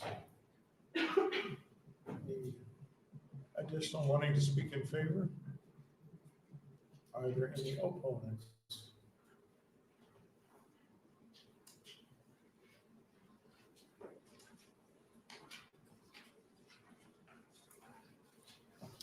If you would be so kind, please state your name, spell it for us, then who you represent. Hello, Senator Riepe on the Banking and Finance, or the Labor Committee. Finance and Labor, is it Finance and Labor? Business and Labor, sorry. My name is Marilyn Asher, and I live in Omaha, Nebraska. I am president of the Nebraskans for Founders Values. Ironically, even though I am opposed to LB 1139, we have dear friends that are going through the exact situation for which this bill was written. Louie and Angela have a daughter who just gave birth to her second child, and during the process found out that she has stage 3 cancer with a 30% chance of survival. The daughter is now partially paralyzed from cancer surgery and is not able to care for her children by herself. That is a crisis. Louie and Angela do not live in Omaha, and they have had to take off almost a month to help their daughter. But instead of depending on Louie's employer to pay for an extended leave without working, Louie has made arrangements with his employer to continue working. The same is true for the daughter's husband. In the meantime, friends, relatives, and church communities have come around them to give the support that is needed. If Louie and Angela were living in Nebraska under LB 1139, Louie would have the right to suspend his employment until and still get paid. The government would step in to direct the human resource functions of the covered employer. There is no doubt that continuing work under these circumstances is a severe inconvenience, but Louie is not depending on his employer to absorb the cost of his crisis. He is keeping his commitment to work, even though this would appear to be an approved event under LB 1139. Life is not fair, and as we see in Louie and Angela's situation, bad things happen to good people. But this bill seems to be trying to provide guarantees for employees at the expense of the enrolled employer and by the over-involvement of the government. As the old adage says, there is no free lunch. Employees have an obligation to perform the work to which they were called, and employers, in turn, should grant leniency to those who find themselves in a family crisis. But there is nothing in the U.S. Constitution or Nebraska Constitution that says that employers or taxpayers should be responsible to provide the safety net that this bill is demanding. Employers who own small businesses would be most challenged by this law. And in many cases, employers who have small businesses would have to reduce services or hire more employees in order to keep their businesses afloat. If employers are cowed into submitting to this act, my concern is that more women of childbearing age may find it difficult to get employment because they would represent a higher liability than men do for employers. Because women managers in the United States account for 40% of the workforce, young women could become suspect because of this bill. And it would achieve the exact opposite end for which I believe the bill was written, and that is to protect them. In closing, this is not a win-win proposal. Our state, and that includes all families, does not need more government interference to slow down production among businesses that remain, especially in small communities. This law would be hard enough on a big corporation, but it could mean the death of a small business. And I know that Senator Cavanaugh small business, but it appears that there would be a significant investment of administration and finances coming from the state of Nebraska. Thank you. Thank you very much for being here. Senator Black. Thank you, Chair Riepe. I'm sorry, what organization did you say you were with? Nebraskans for Founders Values. And what is the mission of Nebraska for Founders Value? We defend the First and Second Amendment. We highly stand behind that. And then we also care about children, protecting children. But we also uphold free enterprise. So how, and you'll have to excuse me, I am like really ill today, so I apologize. It's taking me a while to get my words out. Okay. So how would you say that this violates free enterprise? Are you saying this because we're saying that we're suggesting they utilize paid family medical leave? Have you read the bill? Yes, I have read the Okay, bill. And okay, it's extensive government involvement in any employer that agrees to sign on to this. And So would your organization also be against things like OSHA? I can't say we're against OSHA, but Not in support of, is that better? pardon me? Not in support of, is that better? We haven't taken a particular stand one way or the other on OSHA. But would you say that it's fair that because government's job really is to protect the public, that it's not unusual for them to play roles like this? To do what? To not play roles such as this where we're protecting the public? So I guess the definition of protection of public is what is in question. And anytime government is overextended or overreaches or just gets into private business. And I did not realize until Senator Cavanaugh clarified this is a voluntary program. But my concern is that it could evolve into a mandatory program at some point in time, just knowing how government works. And I'm also opposed to the idea of taking funds out of the fund that she mentioned. I'm glad there was amendment put on there, but it's still, is going to cost taxpayers or people that are working money because it goes into that unemployment fund.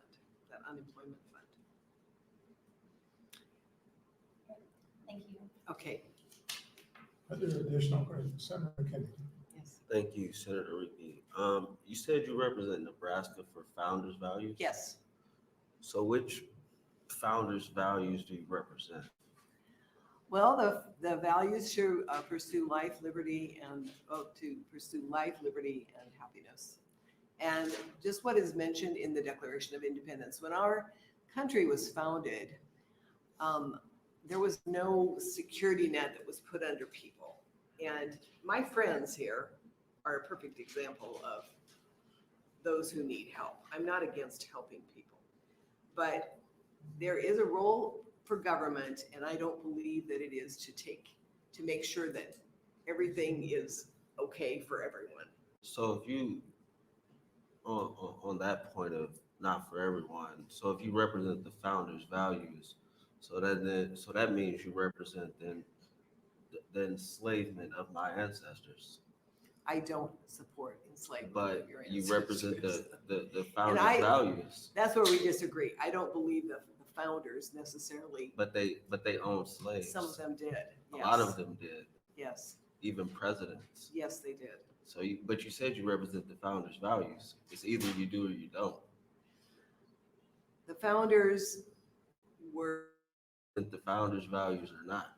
I represent the founders' values, but I do not represent slavery or endorse slavery at all. But the founders. In fact, I in my genetics, there is some African heritage. So, I mean, I agree with everybody in this room is a descendant from Africa.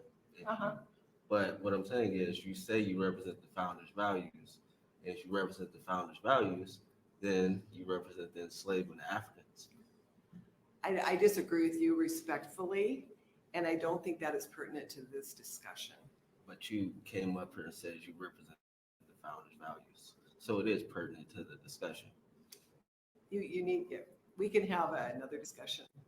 You came up here and Okay, spoke on the record.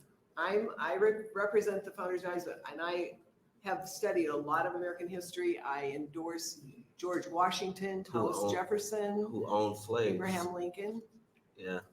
And they were not the only people in the United States that owned slaves. That was common throughout that era. And now, goodness, and thanks to the sacrifices of the Civil War, that is no longer in place in this country. But it's still in the Constitution. That's not my issue to deal with right now.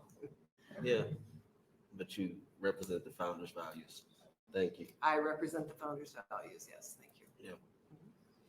Thank you, Senator. We appreciate it. Are there any other questions? Hearing none, thank you very much. Are there any other opponents? No more in opposition. Is there anyone in a neutral capacity?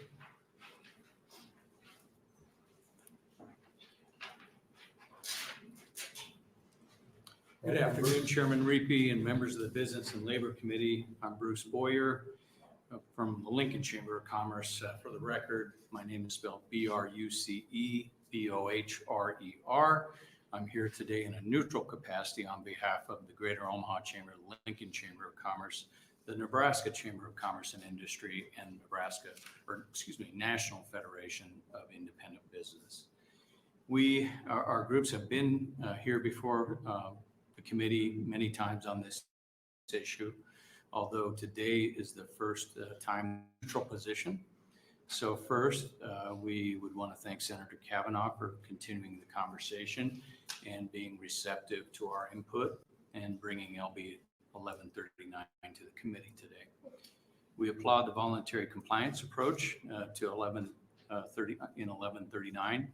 We've always maintained that businesses are the best suited to design their benefits packages in the way that best suits their employees' needs. The scenario imagined in 1139 presents another option for businesses and employees to choose.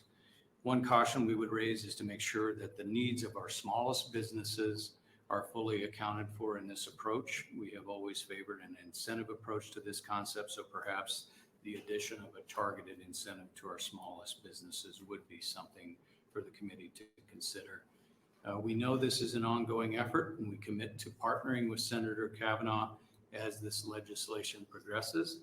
However, I would say this is the first time we've heard of the amendment and would oppose this shift as we oppose the governor's shift effort under LB 1413 just last week, opposing that shift in the unemployment trust fund. And so we're just there defending that fund.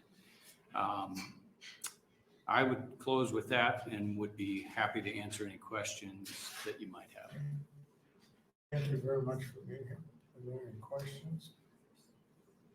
Seeing none, thank you very much. Thank you.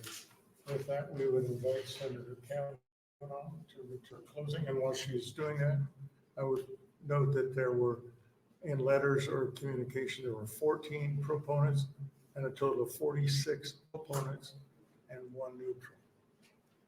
Thank you, Senator. Chairman Riepe and members of the committee. I apologize to the chamber that I did not give them a heads up on the amendment. It's more of a proposed idea that was brought to me by a member of the chamber, actually. So I think it's something worth entertaining, and we can have further conversations with them offline. I certainly do not want to lose their neutral support of the bill. Okay, a few things. In Nebraska, you cannot get short-term disability on your own. You can't go get Aflac. I can't get Aflac. You have to have an employer sponsor short-term disability. I have had this conversation with the insurance industry since my freshman year in the legislature. People have said, if you want to have coverage for maternity, get short-term disability. Unless I had an employer sponsoring it, I couldn't. This is to create a path forward for individuals and businesses to work together to have a funding mechanism that they can pay into that is essentially a short-term disability program, but it doesn't require the employer to pay into it. That is an added benefit that the employer could provide to their employee if they agree to participate in the program as a small business. And I wholeheartedly agree that I'm open to more workable for small businesses. But if a small business chooses to participate in this program, they are choosing to abide by the FMLA qualifying regulations. That is 100% their choice. And then they are creating an opportunity. They are saying to their employees at the small business that we are choosing to make this available to you so that you know conditions of your working here will include you to be able to take time off. If you do this fund, you will be able to take paid time off. It won't be your full salary, but it will be a portion of your salary that you are paying into a state fund that you will then receive funds back if necessary. It's an insurance policy, essentially, that is completely voluntary for everyone. It is a portion of your wages. It is not 100% of your wages. So it is not intended to incentivize people not to return to work. It is intended to help stopgap for when you have to miss work because you have a medical emergency or you are a caregiver in a medical emergency. As Dr. Feitchinger stated, FMLA turns 31 today. I feel like the committee clerk staff must have known that, and that's why it was scheduled for today. It was really just a nod. Thank you for that. As also Dr. Feitinger mentioned, that when we have these types of programs, we see a reduction in receiving public assistance and food assistance, which again speaks to how this creates stability in our workforce. We have fewer people leaving the workforce when they feel like they can economically afford to stay. If you cannot afford to stay home with your child because of missed wages, you have choices to make. Do you stay at that job, or do you quit that job and go start the intergenerational cycle of poverty where you have to get government assistance? I would prefer for our workforce to be able to be strong and stay in the workforce. And I believe that employers will feel the same way. It is obviously not my intent. I would love to just have a massive social safety net where the state just pays everyone's leave, but that's not realistic. And as a fiscal conservative myself, I know that is not a realistic approach to things. That's just more my compassionate heart. So dealing with a compassionate heart and realism, I think having a volunteer program that is managed by the state, that clearly has the infrastructure to manage a program like this, is a great opportunity for us. And I believe once we start this program, we do not have to make it mandatory. I think it will be so popular, the economic benefits to employers will be so great that it will maintain as a voluntary program that people will participate in. Let's see, did I miss anything? Yes, I did. I would like to thank former Senator Sue Crawford for her mentorship and her dedication to this issue. When I was a freshman senator, my priority bill was LB 311, and it was Senator Sue Crawford's bill on paid family medical leave. She had worked so hard with all of the interested parties. She had brought forth under the sun, except for, I believe, this one. So this is the last ditch effort of creativity in how to create a path forward to have a strong and healthy, thriving, vibrant workforce in Nebraska. I think that's it, maybe, probably not, but I can talk to you all separately if needed. Thank you. We'll see if there are some questions. Are other questions from the committee? Senator Riepe. I just have a comment, and I remember sitting through the hearing last year, and I just really appreciate you tweaking it up a little bit and coming in with a thoughtful approach to the voluntary piece of this. And I will have a couple questions for you when we meet in the hallway. I'd like a little clarification. I apologize, I missed the first part of the hearing. And so you may have answered them during your opening, but I will visit with you outside the room on a couple questions that I might have. But thank you. Yes. Are there other questions? I have great confidence that you know where every dollar in the fund is in this building. And I know that I can learn from you. The one question that I have, or one of the questions I have is, it seems to me like this is almost like the employer offering short-term disability insurance. It is. Essentially, it is the state is creating a short-term disability insurance program. That is essentially what this. Could this be a substitute for that? Well, I would love to talk with insurance companies about how to create a different program. That is something that I have actually put out there in the past, that we could create if we wanted to really dig into this. We could create a program where we basically do it for better or worse. We collect a pool of money and we partner with insurance companies to manage the program. There are so many opportunities moving forward on how to work on this issue that I'm open to all of them. We need to start somewhere. And I believe creating the fund is an excellent place to start. I'm not opposed to working with private entities to bring it forward. I think it might ultimately be more cost effective to do that, because purchasing power in bulk sort of thing. But for right now, this is the avenue that I'm trying to pursue.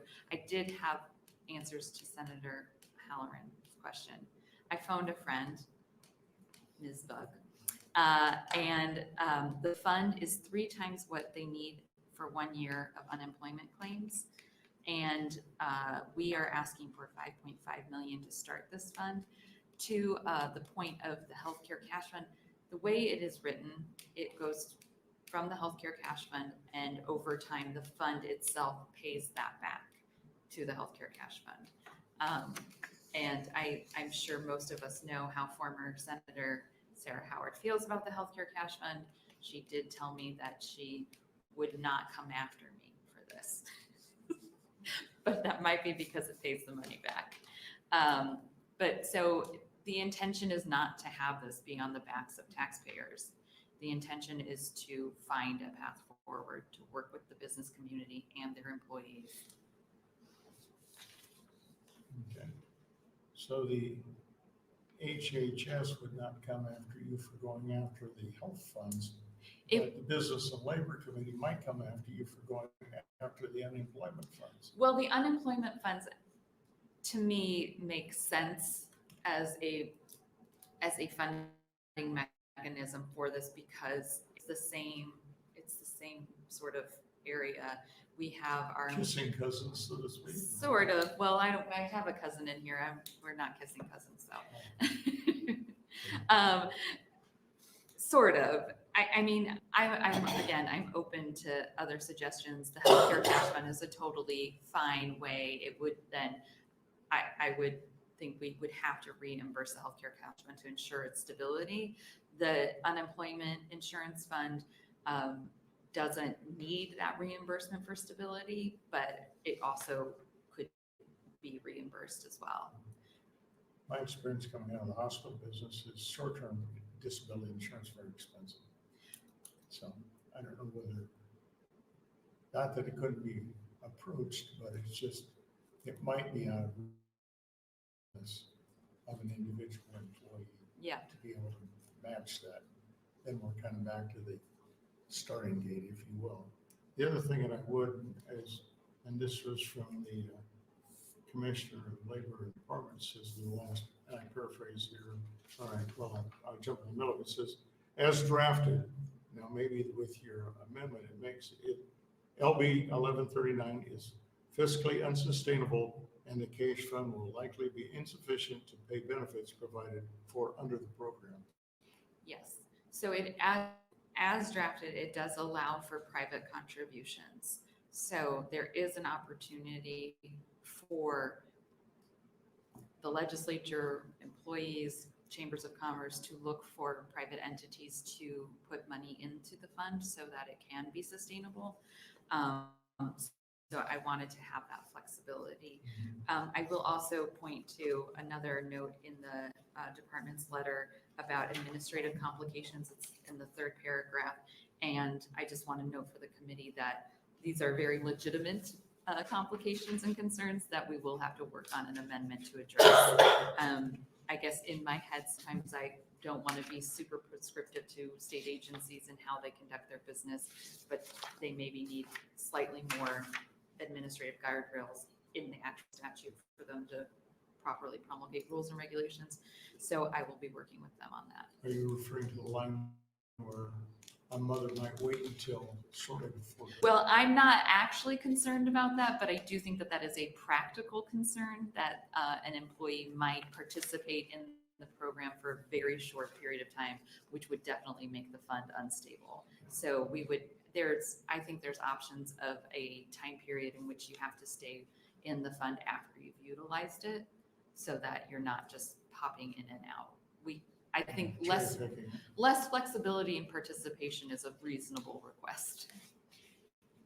We know you're a reasonable senator. I'm so, I've often been told by my colleagues I'm very reasonable. Very much so. Okay, are there questions? Hearing none, thank you very much. Thank you. So with that, that closes our hearing on LB 1139. And we will now move on to 1170, which happens to be my bill. And because of that, I will surrender the chair and turn it over to now Chair Eilop and put her in charge.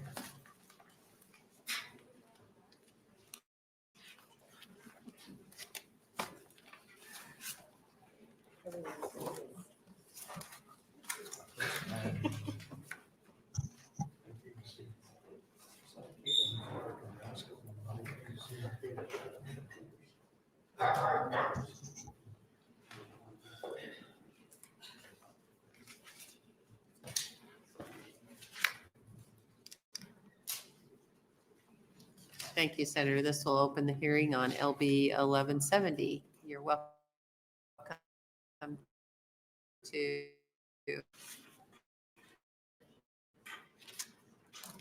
Thank you, Chairman Hylock, and members of the Business and Labor Committee. MERVRIEPE, representing the 12th Legislative District in the Omaha metropolitan area. Today, I present LB 1170, a bill that adjusts the current unemployment benefit to the 2024 economic and employment environment. Unemployment insurance benefits both the employers and employees. Employers benefit as it allows for workforce adjustment and a reasonable and orderly transition. Employees benefit as it allows for an orderly, otherwise difficult transition, often through no fault of their own. Society and all parties are well served by the unemployment safety net, unemployment insurance. The challenge becomes the correct level of benefits at a given time. LB 1170 proposes to adjust the maximum benefit from 26 weeks to 16 weeks, with the current trigger for extended benefits should the economy experience a major decline. The front page of the weekend, that was the Saturday, Sunday edition of the Wall Street Journal, page 1 noted, and I quote, employers added 353,000 jobs last month. That was January of 2024. Strongest in a year and nearly double what economists surveyed by the Wall Street Journal expected. The journal goes on to say investors have become more confident that a strong labor market is sustainable rather than a problem, undercutting the widely held view that it was becoming harder to find a job, end of quote. The national unemployment rate is 3.7%, and Nebraska's rate is 2.3%, fifth lowest in the nation. Employers across Nebraska struggle to fill positions every day. The current maximum unemployment payout is $546 each week.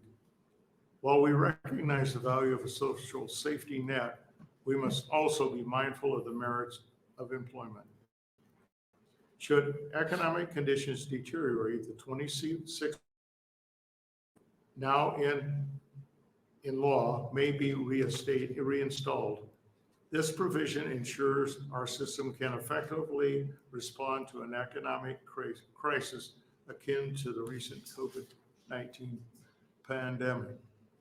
LB 1170 has no fiscal expenditure. In fact, the Nebraska Department of Labor will expend $26 million fewer dollars each year under the proposed plan, which will serve as well should and when economic conditions deteriorate. Proponents for LB 1170, while not a strong presence today, are the many employers who pay this tax and many more consumers who experience the tax in the products they purchase. With that, I conclude my opening remarks. Would share this before I actually conclude, and that is the states around us. Iowa has a 16-week program. Kansas has 16 weeks. South Dakota happens to have 26 weeks. Missouri has 20 weeks. Some other states that are a little further removed, Alabama, 14, Arkansas, 12, Florida, 12, Oklahoma, 16. Gives you a flavor for what other states are doing. And the most recent one that I'm aware of was the state of Iowa that went from 26 to 16 last year. With that, I will now invite questions if you have some. Very good. Thank you very much. Are there questions? Senator Blood. Thank you, Vice Chair Hylock. Just a couple of quick questions. Okay. Where did this bill come from? Was this brought to you by Mr. Alvin's office, or was this an idea that you guys came up with on your own? This was brought to me by the chairman of the Business Labor Committee, my own. All right, fair enough. So we talk about brain drain all the time, and the things that we talk about with brain drain, we have people from the chamber here that I put this out for public information, so I'm not saying anything that we don't know, which is things like childcare, transportation, housing. By shortening a lot of time that somebody can utilize unemployment, are we not making it more of a struggle for these families that might be lower income that are now, we're just forcing them to get a job as opposed to maybe the right job for them? Well, I think it's probably one component that plays among many, many, many.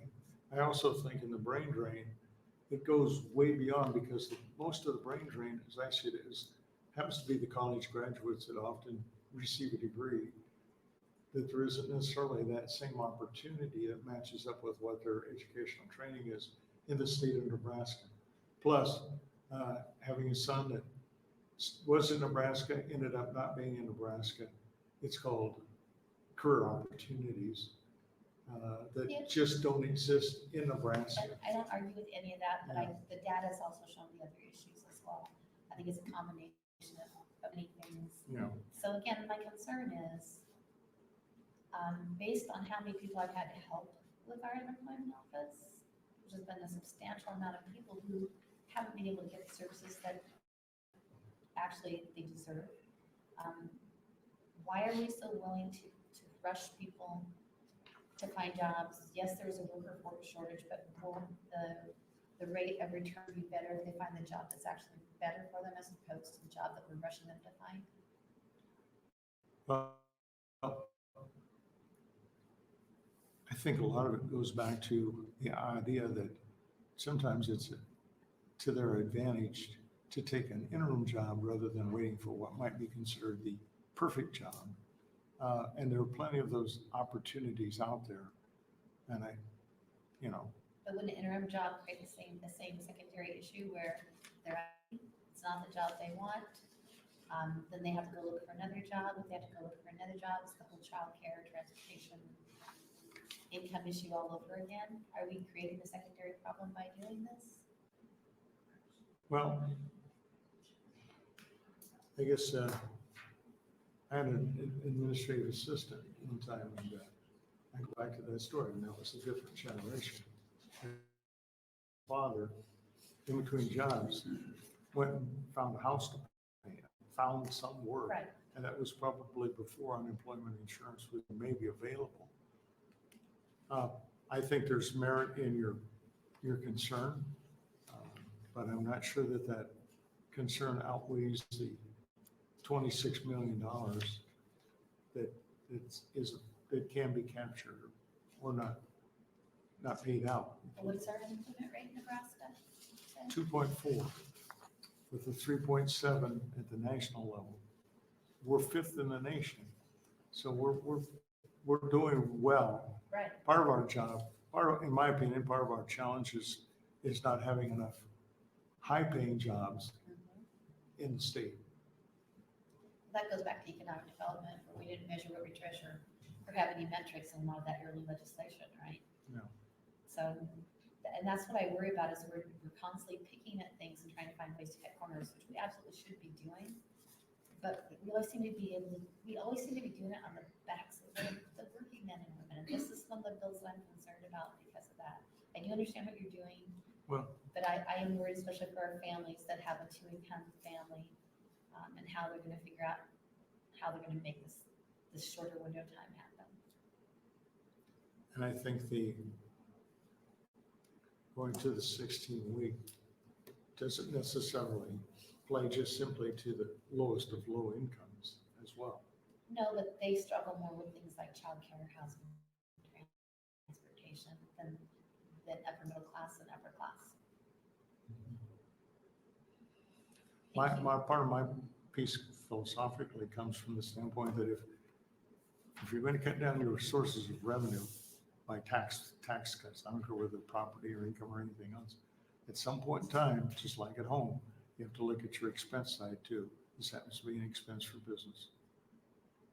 that's a conversation we should have in the hallway, because I think that would be a 20-minute conversation, but I see families in poverty all the time, and I don't see them living outside their means. I see them living from paycheck to paycheck and trying to figure out how to feed their families. So I think it's kind of insulting if we're not careful what we say about those families, because there are a lot of families struggling in Nebraska.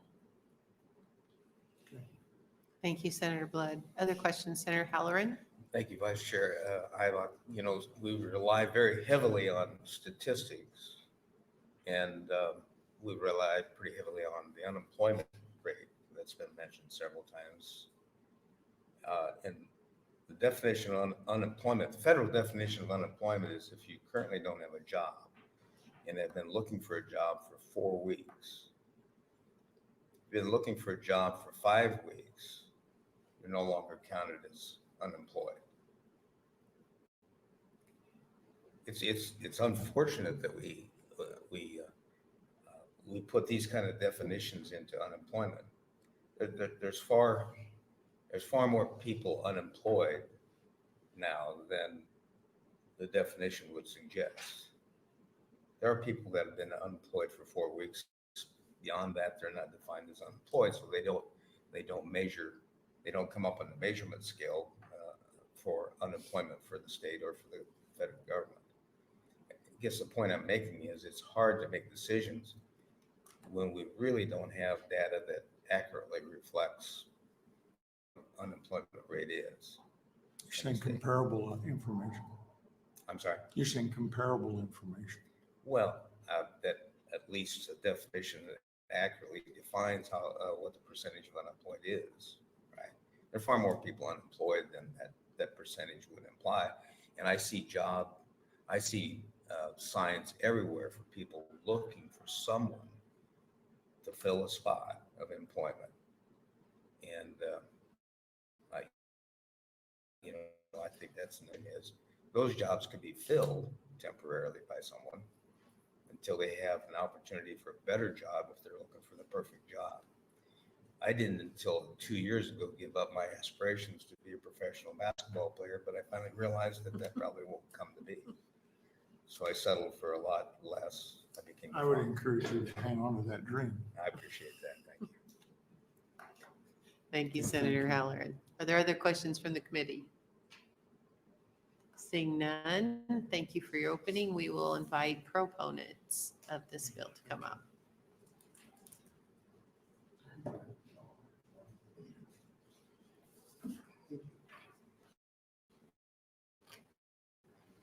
You could state your name for the record. Yes, I will. Thank you, Madam Chair, and members of the Business and Labor Committee. For the record, my name is Ron Sedlacek, RON-SEDLACEK. I'm here on behalf of the Nebraska Chamber of Commerce, and I've also been authorized to speak on behalf of the National Federation of Independent Business in Nebraska, the Lincoln Chamber of Commerce, and the Nebraska Grocery Industry Association as well. The organizations would like me on record in support of the legislation. In reviewing this bill after introduction, we had quite a vigorous discussion in that regard. It's kind of a surprise, but we decided to take a position in favor and develop essentially 3 core reasons why. First of all, the bill at least begins a conversation and recognizes what's going on in other states at this time of particularly low unemployment and the workforce issue that's always before us, and that's what we can do to enhance our workforce and training and so on. So that's one reason. We also looked at, of course, our neighboring states who have been reducing their time period, as well as some of the growth states like Idaho, Florida, North Carolina, that have also reduced this. So the data is mixed in regard to how this affects, let's say, what you call employment migration. Okay, so that's the first reason. The second is that with the environment that we're faced with today, the question becomes: is this an ability to incentivize workers at least to look for employment on a little bit more urgent basis, perhaps, as the senator mentioned, perhaps to find something temporary along the way, continue to be engaged in the workforce. Obviously, I think you identified very legitimately some issues in regard to some employment. And it can work both ways, because if you're an aerospace engineer in Lincoln, Nebraska, and you happen to be laid off, there's not a lot of opportunities out there to look for equivalent employment.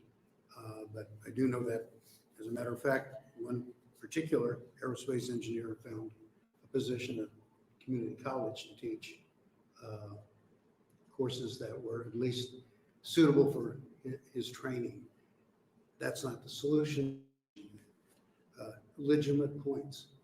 But third of all, LB 1170 could also be viewed as a path to accelerate the replenishment of the, and that is the State Unemployment Insurance Trust, as well as the Worker Training Fund that was presented in a previous bill. Thank you, Mr. If there's Sedlacek. any questions, I'd be happy to finish. Okay, are there questions from the committee? Seeing none, thank you for your testimony. Thank you.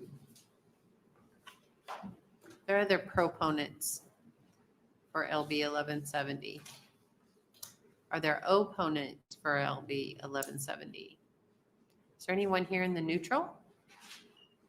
Seeing none, Senator Riepe will ask you back to close, and in the meantime, we will note that online comments, we had 0 proponents, 1 opponent, and 0 in the neutral.